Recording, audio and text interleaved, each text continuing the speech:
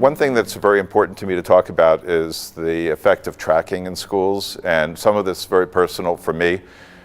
When I was in high school, I didn't take physics or chemistry or any advanced mathematics because my guidance counselor decided that I didn't have aptitude in those areas. So, and that was really because our geometry class, which I was in geometry at the time, involved memorizing theorems and they covered them up on the wall, and then you had to remember them, and I never had a good memory. And the biology class was cutting open frogs, and I was vegetarian. It was formaldehyde and stuff. It was terrible. So when I told the guidance counselor I didn't like the geometry class, she told me that geometry is the best predictor of mathematical ability, so I should probably stay away from math and science. So I did. And I never took physics or chemistry, and I asked my smart friends every once in a while what they were, and they told me I wouldn't like them. And so I went off to NYU. I almost didn't go to college because I found high school very boring and I didn't really like academics at all at that point. I liked reading English and philosophy and history, but I didn't like anything else. But I got talked into going to NYU, uptown campus. It was the only school I applied to. They took me, so I went there. And while I was there, I realized I was taking these English courses, and I really had read so much on my own that I didn't feel like I was getting much from them. And I had fish tanks at home, so I thought maybe I should take some science course. Maybe I'll become an oceanologist or something. That result was I took a physics course. I knew I didn't like biology, and chemistry conflicted with my flute lessons. So I took physics completely not knowing what I was going to get into. And within 3 or 4 days of physics, I found I really loved it. And the mathematics of it was really what I loved. I felt like, well, physics is either aligned with my intuition, in which case I already know it, or it's not aligned with my intuition, therefore it can't be true. So I couldn't figure out what this science could be that was all around me, but was different than the way I saw the world already. And when I did, I can remember specifically sitting in the back of the lecture hall when we solved some equation and we combined them together to get something new, how exciting that was. And so I was in the lowest level math course and the lowest level of physics at the time that they had at NYU, but I fell in love with it. So that summer I was cleaning buildings at night so I could pay for a room at the school, and just reading calculus books during the day so I could get up to speed. And the next year I took 5 physics courses and 5 math courses and got the highest grade in the most advanced courses. I tested into the most advanced instead of the least advanced.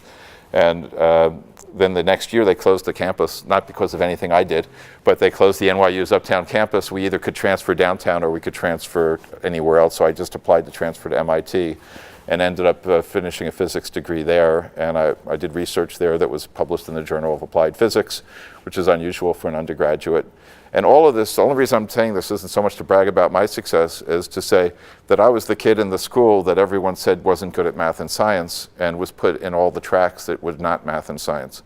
And that had when I went into teaching in 1999, that was resonant in my mind, which is I was literally in faculty rooms hearing people say, so-and-so is really not a good math student, or so-and-so is not a really good science student. And I turned to them and said, how do you really know that? I mean, when I didn't know I was a good math. I didn't know I had the capacity to do math and science when I was in school. My parents didn't know it. My guidance counselor didn't know it. No one knew it.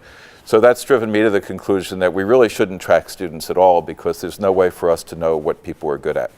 I don't know if that's true. I don't know if we can tell what they're good at as adults, but I know we can't tell what they're good at as kids. So our program is all about putting all the kids into the exact same courses. And we don't differentiate instruction in the sense of teaching it differently to different kids. What we do is we create a social constructivist environment where different roles are played by different kids naturally sitting around their tables. Kids who know it better because they had really great experience in middle school are helping kids who had a worse experience in middle school. One may not really inherently be better than the other at math or science. They just had different experiences coming into the class.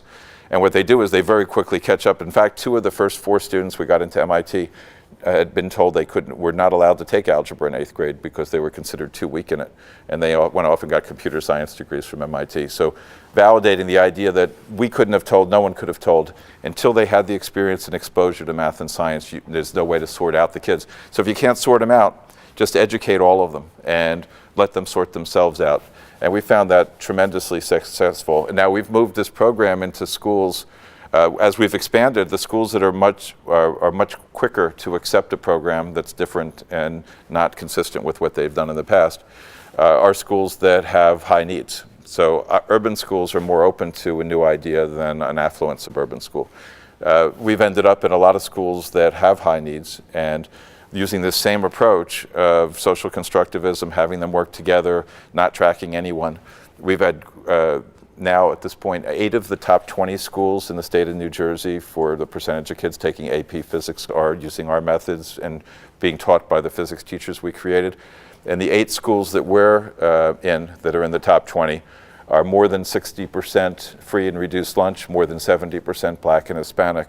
The other schools in the other 12 schools in the top 20 are less than 10% of either of those. So the white affluent suburban schools, which now we're passing because many of our schools are above them, and there's about 150 suburban schools that are below these urban schools, in which, again, we recognize that because kids didn't walk into 9th grade with all these skills doesn't mean they don't have the ability to go forward and develop these skills.